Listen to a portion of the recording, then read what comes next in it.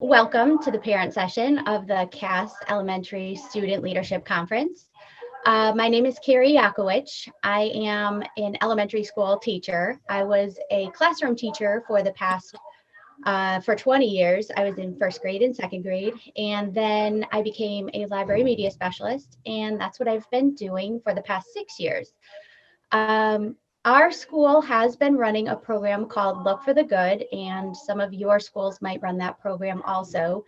But I met with Ann Kabitsky, who is the founder of the program last year, and she was talking about how her program needed to evolve to fit the needs of what everyone was going through the pandemic.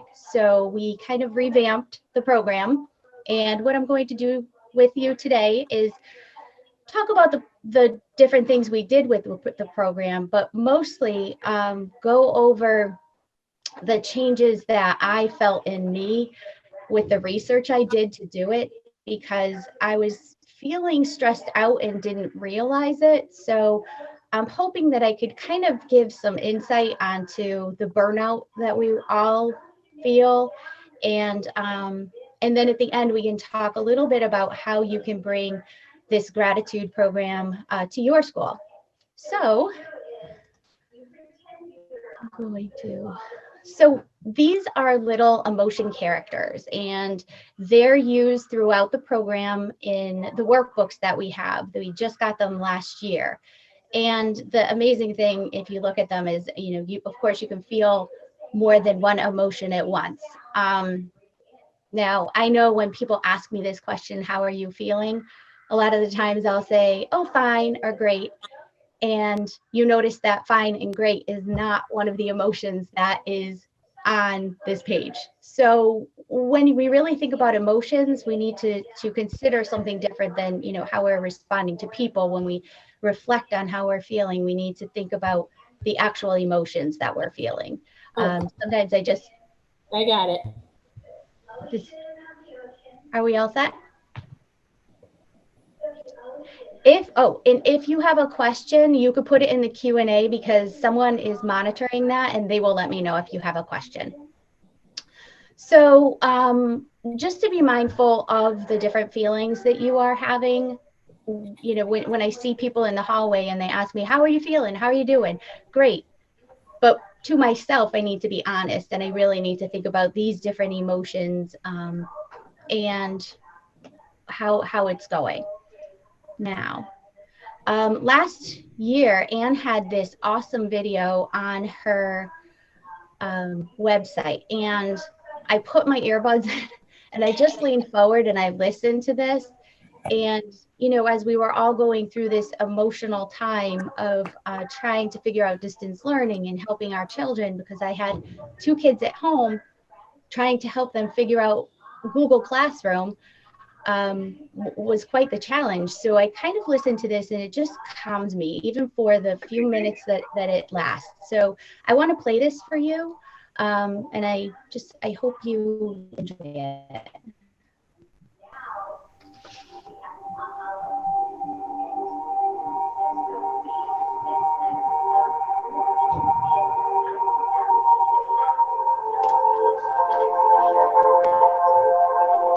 Do you think this is just another day in your life?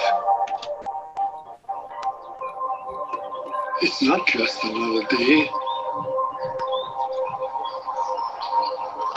It's the one day that is given to you.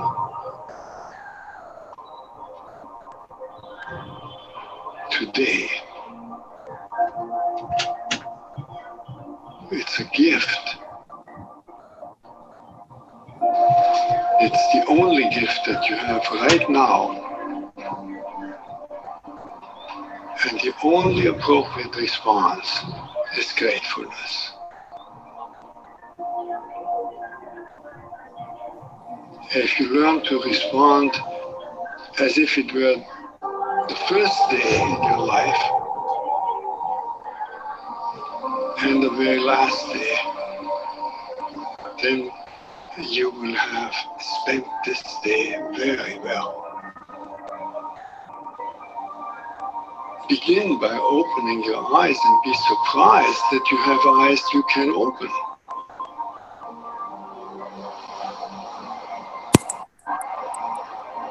That incredible array of colors that is constantly offered to us for pure enjoyment.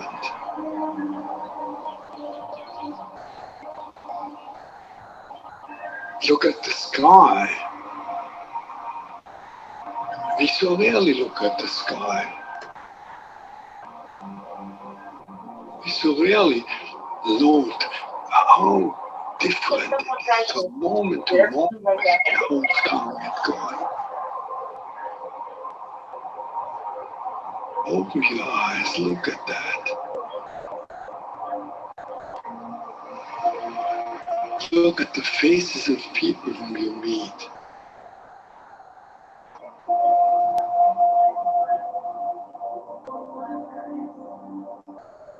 Each one has an incredible story behind their face. Not only their own story, but the story of their ancestors. All that life from generations and from so many places all over the world flows together and meets you here like a life-giving water if you only open your heart and drink.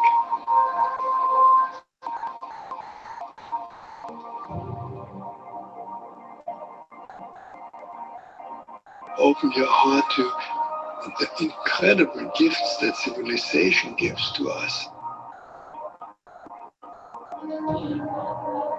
You flip a switch and there is electric light.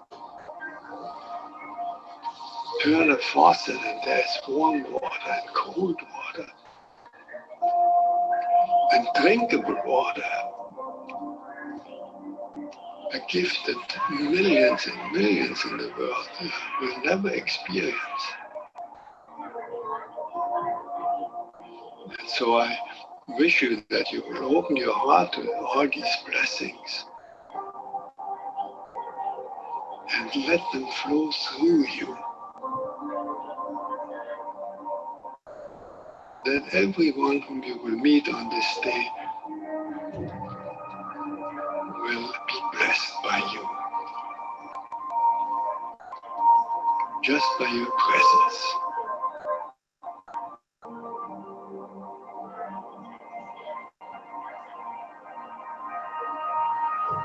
Let the gratefulness overflow into blessing all around you.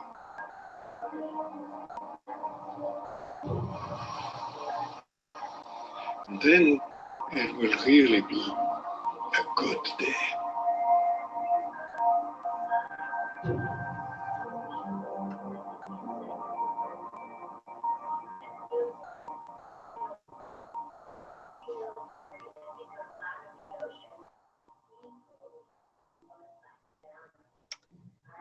So, Carrie, can you unmute yourself? I just muted everyone else so we can hear.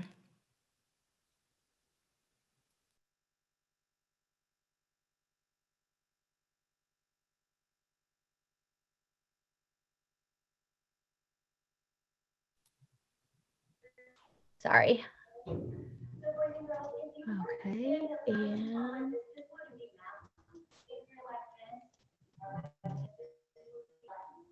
is that good? You're good. Okay. So like I said, that video, or you couldn't hear me when I was saying it, that video, it just really speaks to me.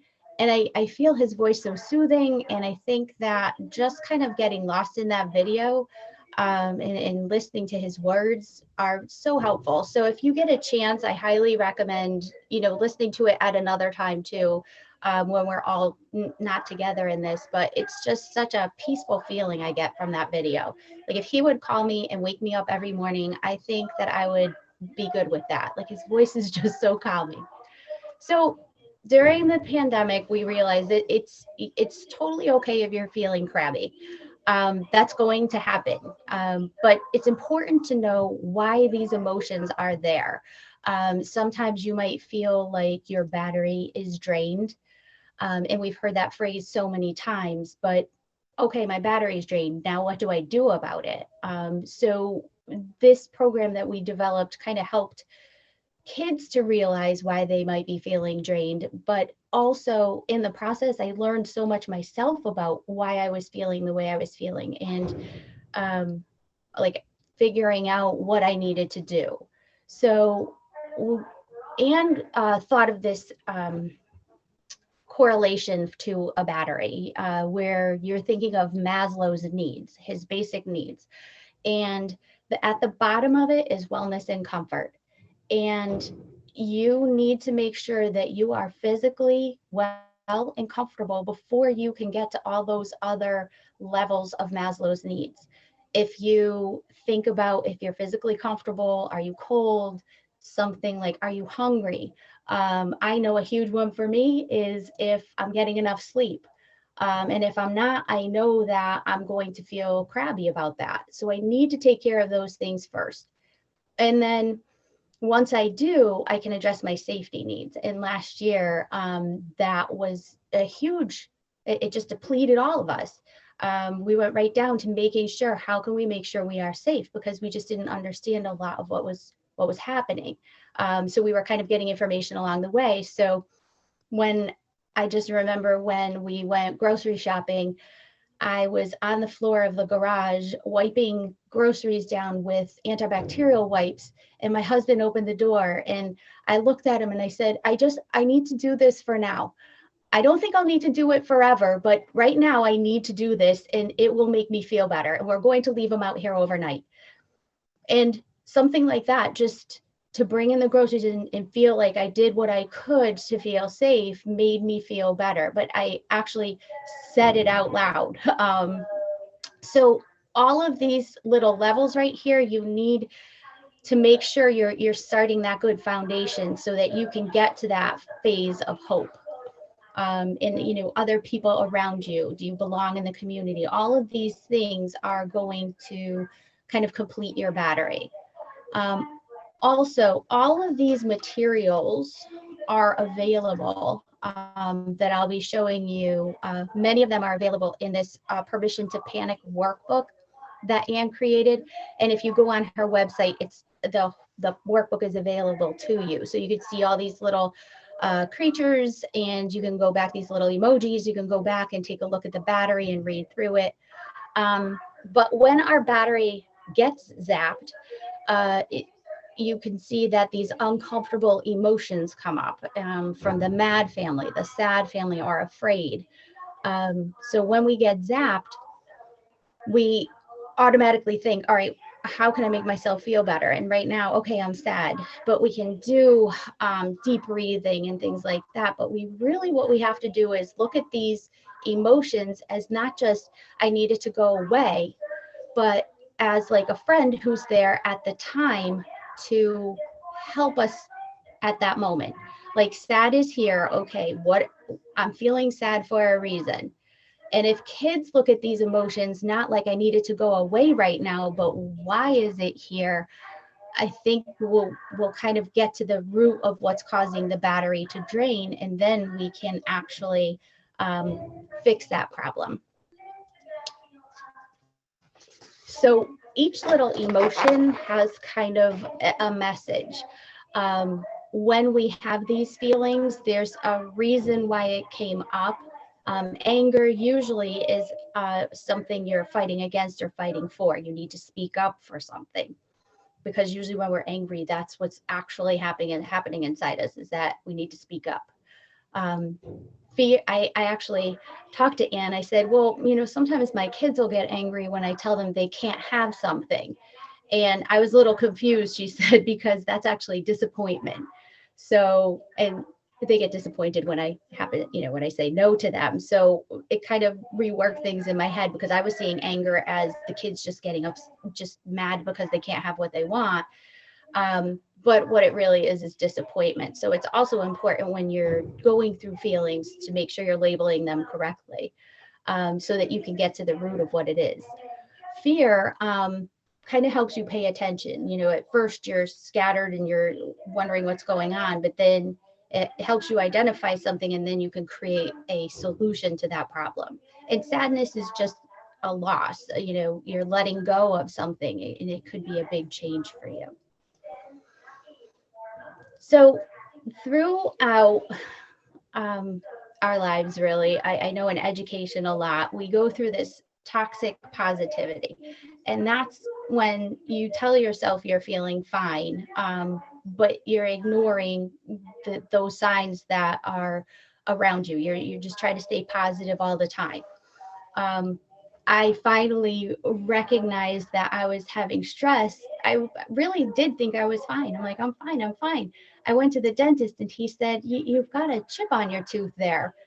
So evidently I was holding my jaw so tightly. You know, your body could be telling you, you know, your neck stress or you chip a tooth or something like that. Your body is telling you something. So you really have to pay attention to those signs.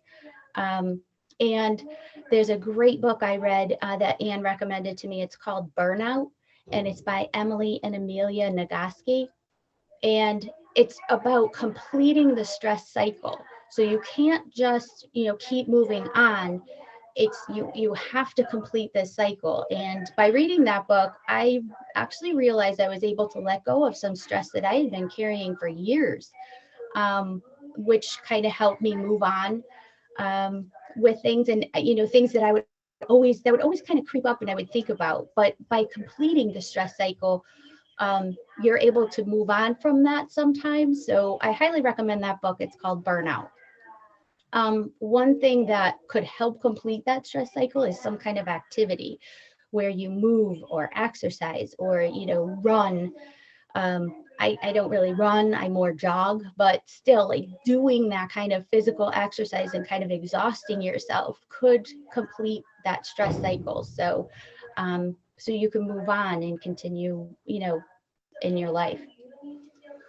We also need to remember that we need to show ourselves compassion. A lot of times, like I was looking in the mirror and I'm like, where did all those wrinkles come from? It was like around my eye. And I thought, after reading this slide and really reading about things, it's like, would I ever say that to someone in, you know, out in public? Would I ever to go up and say to them, where did all those wrinkles come from? You know, children might do that because they're brutally honest, but as adults, we would never say that to someone else. And why would we say things like that to ourselves? You know, we need to treat ourselves well. We need to comfort ourselves and, you know, almost treat yourself like a little kid. Talk to yourself kindly and protect yourself, and make sure you have everything you need to be comfortable.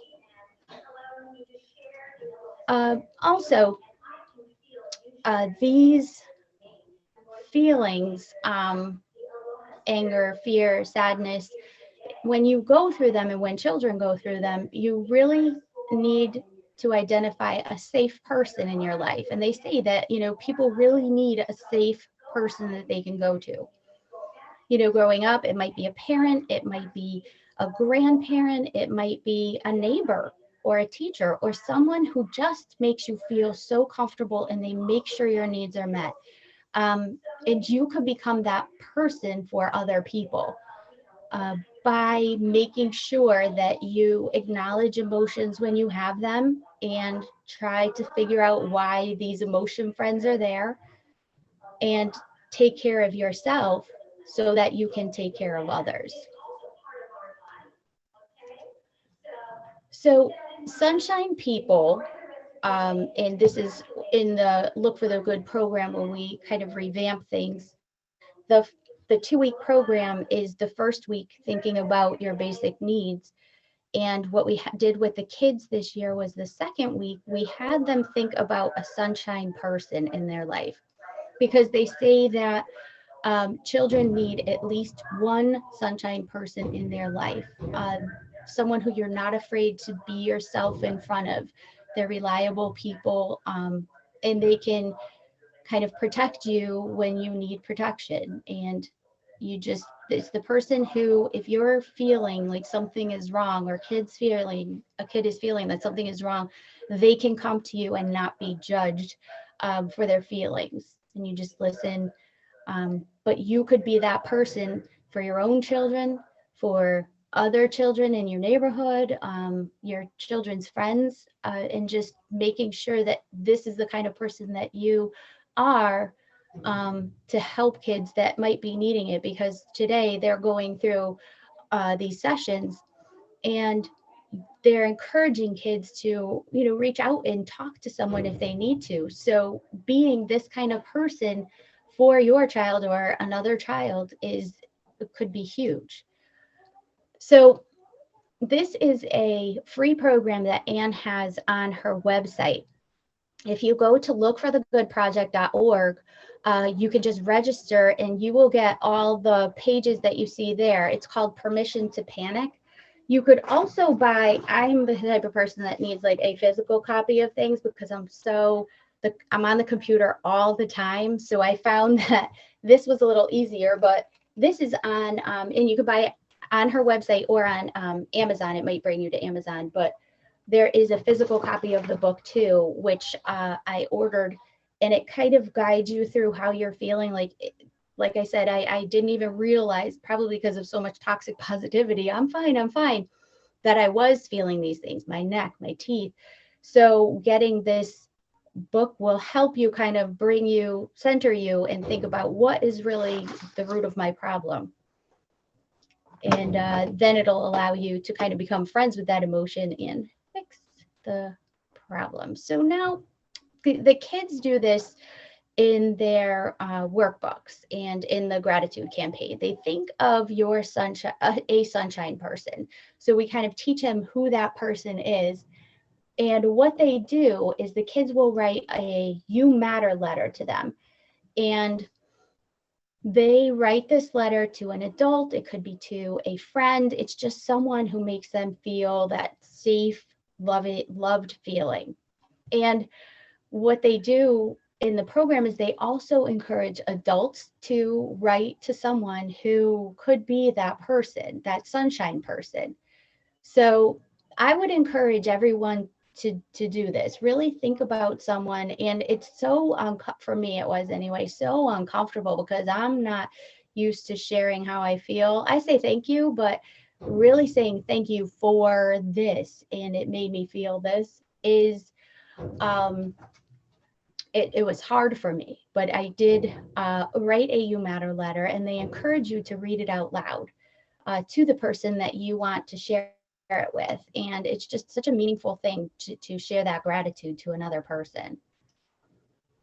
So the school-wide gratitude campaign is, it had to be revamped. If you've ever run it in your schools before, it's a 2-week gratitude campaign where the student leaders start the campaign with a kickoff assembly.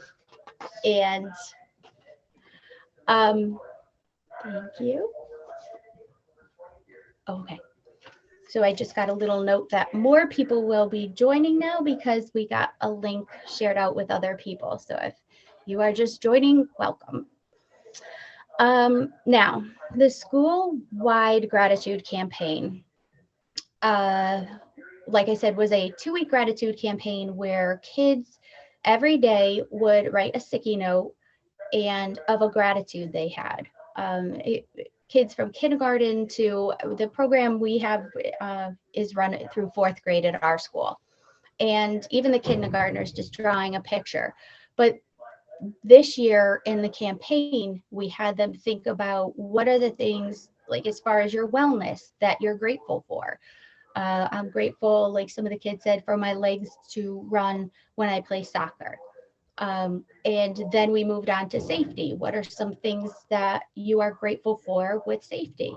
I'm grateful that I have a school that I can go to, or I'm grateful that I have my home that I live in. So we had the kids do sticky notes like that, and then we put them all together, and it really makes a really cool wall. And it's just so much fun to come by and read them. And it's always, it's such an amazing thing when they thank their teachers or their parents. Their parents, every time I see, I thank you for taking me to this event, or thank you for making food for me. It could be something as basic as that. So we kind of do the sticky note part of it. Then we have the gratitude spot, which when you step on the spot, there are actual physical stickers that we put throughout the school, and the kids step on them and they tell what they are grateful for. And the You Matter letters on the side over there also. Usually when we are in person, we hand out kindness cards and they give them out and pass them around. But this year, since we weren't able to do that, we had to think of something different. So we came up with like a signal, the symbol, the sign for gratitude in sign language, where they put their palm up to their chin, or their fingers, palm toward your chest, fingers to your chin, and then you kind of move it away, and it's like saying thank you to someone else in sign language. So we passed that sign around instead of doing the kindness cards. In the kit, you will get everything you need to run the campaign. We also, since we were actually virtual when we ran the campaign, we had to create a virtual gratitude wall that looked like this over here on the side with, we used Padlet, and we led the kids through these gratitude journals. And we have a K1, a grade 2-4, and a grade 5-6. We started with the grade 2-4 workbook. And when we were talking, we said, you know, it's all available online, but we were talking about how some of the kids have been on the computer so much, my kids were, and that's why, you know, we thought about this, that it would be great to have a physical copy of the book too, so that if schools wanted to purchase these for the kids, they could have these at home to use. And the lessons were right in here, so they didn't have to do them on the computer. So at the end of each gratitude journal, there is a charging station toolbox, and it will help the kids kind of center themselves. You follow this little maze with your finger and you take a deep breath, and it asks you kind of just to clear your mind. Do you need anything right now? And there's a little checklist, and it talks about where you are on the battery and what you can do to kind of recharge your battery. If you need a recharge, there's some ideas there. So we wrote the grade 2-4 journal, then we wrote the grade K1 journal, and I wasn't going to go near the 5-6 journal because my daughter was in 5th grade, and I was getting the feeling that I wasn't as cool as I thought I was. So I kind of asked her to sit with me, and we went over the workbook together. And I'm like, well, what would kids your age like to see something like this? Would they respond to this? So she sat with me and helped me out with that. So I bought her a copy of the book, a physical copy. And it's funny because I'm always at her to clean her room, but I'll see the book out on the floor and I'll go, you know, pick it up and put it on her shelf sometimes. But then I'll see the book out again. And she had told me at one time, it's the kind of book that you wouldn't just put on the shelf after you're done reading it. It's almost like she looked at it like a tool to help her with her emotions. And I mean, I didn't kind of push it on her or anything, but she would take it out sometimes, and it was kind of like a little guide for her. So she would use the toolbox at the end to refocus herself. Let's see. So the impact on schools, my principal told us about building a positive school climate, in that we have there was such a reduction in office referrals. I think the kids actually, after practicing gratitude for 10 days and sharing, you know, thank yous and just thinking about being grateful, we saw a reduction in the amount of office referrals we have. In this year, there's a huge focus on SEL for schools, making sure that students are socially, emotionally stable and have what they need. So we have, really done a lot of programming with the Look for the Good for the past 6 years. We've used this program. So we have seen the impact over the years. It's great if you can do it for a year, but if you can do it year after year, I've seen the gratitudes, because I'm the one who puts them up on the window here in the library. We put our sticky notes on a window and I put them up. And at the beginning, it would be things like, I'm grateful for pizza, or I'm grateful for my video games. I'm grateful for my cousin. But as we've gone on with the program, it's kind of become something that the kids have internalized. We were going to start the assembly one year, and I have STORM students, they're our student team of role models, and they were I was preparing them for the assembly. They were going to get up and they were going to talk in front of everybody. We have in it, the program comes with like a little script for the assembly for the kids to practice, and they all had their parts, and during the assembly they practice a little, they share a little gratitude. So we went for the weekend, and the program was going to be on a Monday, and Monday morning I had them all come to the library and we talked, and we the kids shared how they were feeling. I said, everybody good to go? Everybody knows their parts? And then I was like, all right, well, let's go into the gym.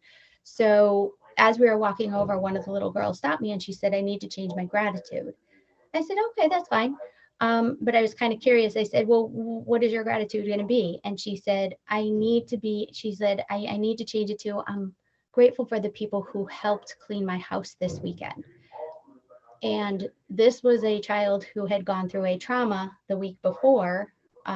So you can kind of see how through all of that, her weekend, she was able to find something to be grateful for. And when you're grateful for something, that could allow that little bit of hope in. Also, I've noticed an impact in my own home when my daughter was doing her dance one weekend. We had a recital weekend, and I mean, when you have recital weekend, it's so crazy. I'm sure you have things like that where your children are involved in some kind of sport or something where it's just like a marathon. So it was the last night she danced in these different shows, and we were running back and forth to the high school.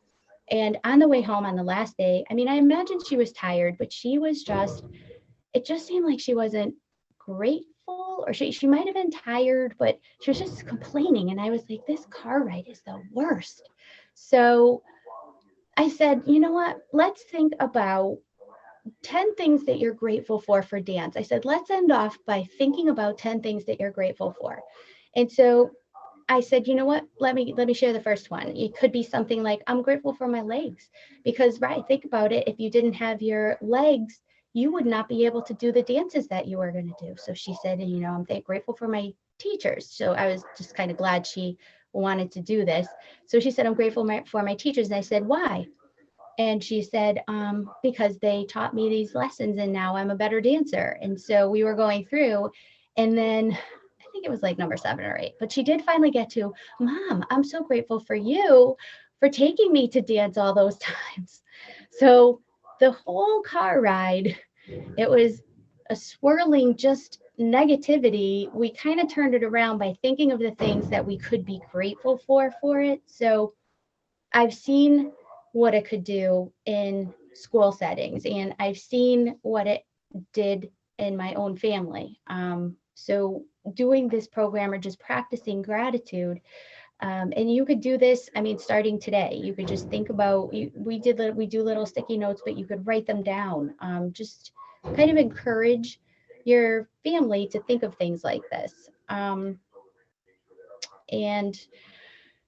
so I think that if there's also going to be, there's also going to be some changes in the programming next year, where we're developing more of a curriculum with not just identifying emotions, because we do a lot of that in our schools right now. How are you feeling? How are you feeling? And we talk about different words to describe our emotions, and we have different regulation strategies that we use.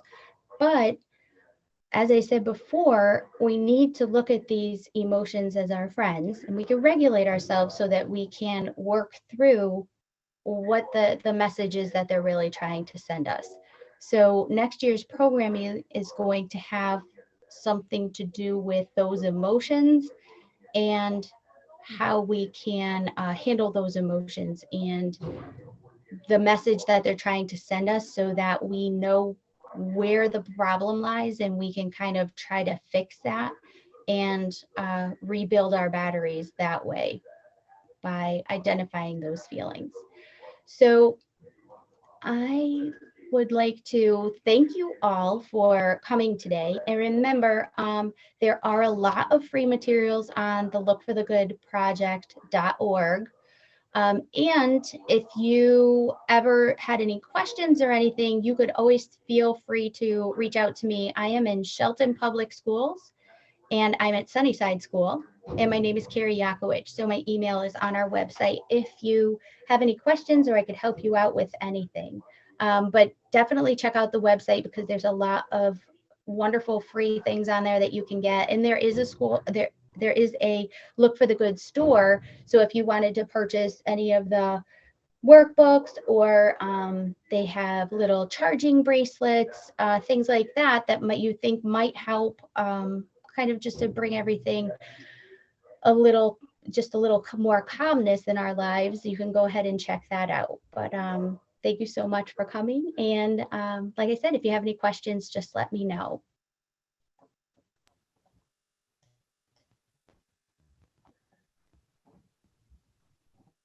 Rosie, were there any questions? I didn't see any, but if anyone would like to ask a question, I don't see on this in Zoom meeting where you can raise your hand, but if you'd like to just go ahead and unmute yourself, I probably need to change the setting, or just let us know in the chat, type your question and we can answer those. I see people I know. I didn't see you through the whole thing, and it was like, oh my gosh, is anybody out there? I can't.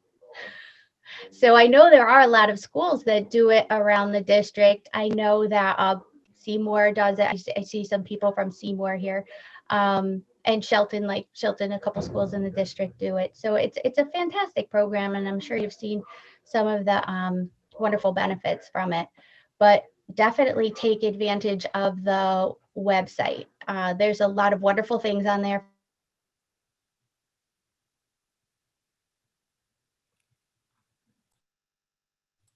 Sorry, Carrie, I muted people again. Because I was trying to make it so people could unmute themselves. Sorry about that. So, no problem. But I was just saying, please be careful of that toxic positivity, because like I said, I needed my body to actually physically tell me I was experiencing it, because in my head, everything was fine. I'm happy, but really just look out for it. Hi, can you hear me? yes. My name is Daniel Mcmanus, and my daughter is in Hot Brook Elementary School in Naugatuck. I was having some trouble getting connected, but can you just go over a quick recap of what you were talking about, if you wouldn't mind, please? Sure. What we were talking about is the Look for the Good project, and you can go visit that website at any time. Also, I think that I shared a video at the beginning, and sometimes in my experience, when you're on a Google Meet or a Zoom, the video doesn't come as great as you want it to, but definitely try to go back and take a peek at that later. It was, I forgot the date. Let me escape. I'll try to get that. I just dropped the link for the Look for the Good project into the chat. Oh, so if you just click right on that, it will take you right out to the website. Thank you. And that's where that video is. So you can definitely go on on there. And like I said, I just put my earbuds in and I leaned forward to the computer and just kind of took in the whole thing. But it was so calming, and it was just what I needed at that moment. So I could hope that could help you. And so we run this 2-week gratitude campaign, which we kind of revamped to fit the needs of what's going on through the pandemic. So if you go on the lookforthegood.org, you will find basically all I went through, the Permission to Panic workbook, the little gratitude journal. These are so cute. I don't know if your district, I know that Beacon Falls purchased the books for their students. But they're, like I said, they're just such a great resource. And I told you that my daughter went back to a book, which she never, it's hard to get her to even open a book sometimes. I know, when I'm a librarian, which is so embarrassing. But at the end of the book, there is this toolkit.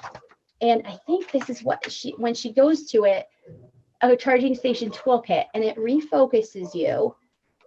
And then it kind of gets to like helping a child step through a walkthrough. All right, what is it on my battery that might need to be charged?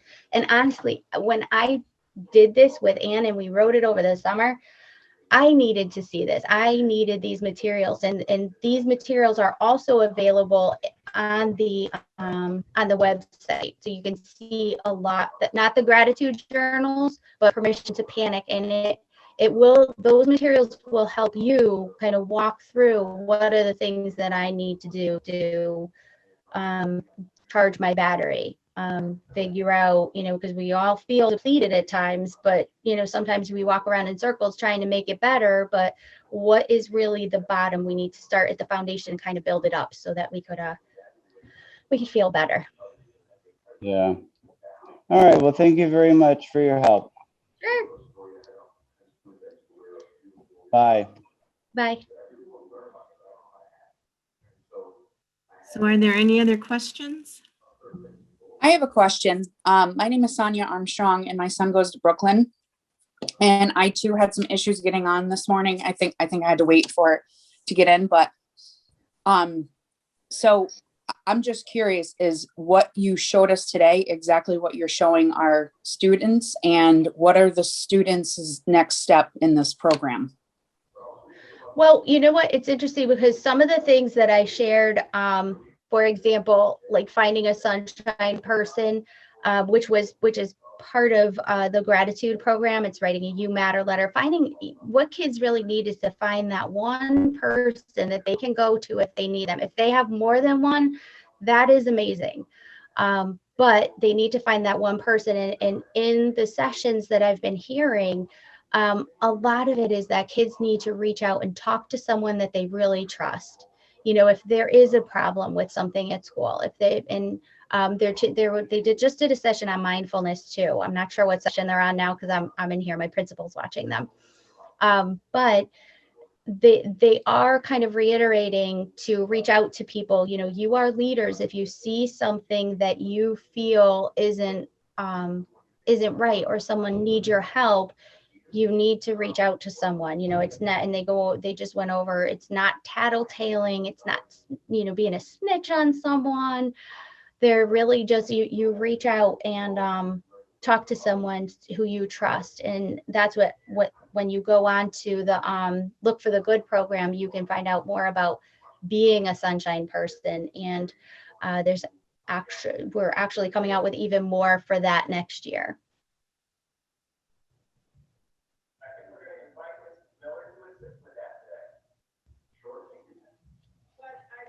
Any other questions? If not, I just want to say thank you to Carrie for doing this presentation, and also to all of you for joining us today. And if you are interested, you are welcome to join the regular session that's going on right now and see some of the things that are happening. I'm not sure, I don't have the agenda in front of me either, Carrie, but I know we've had some really fun sessions already. The opening, Tony and Maggie from Interactive Theater did a really fun session on just different scenarios of things, situations that kids find themselves in, and what should you do. So bullying situations, things, passing notes, if somebody's going to do a text message, all those kinds of things that we want our kids to know about, but in a fun and interactive way. So feel free to join the regular session. And again, thank you all for joining us today, and have a great rest of the day.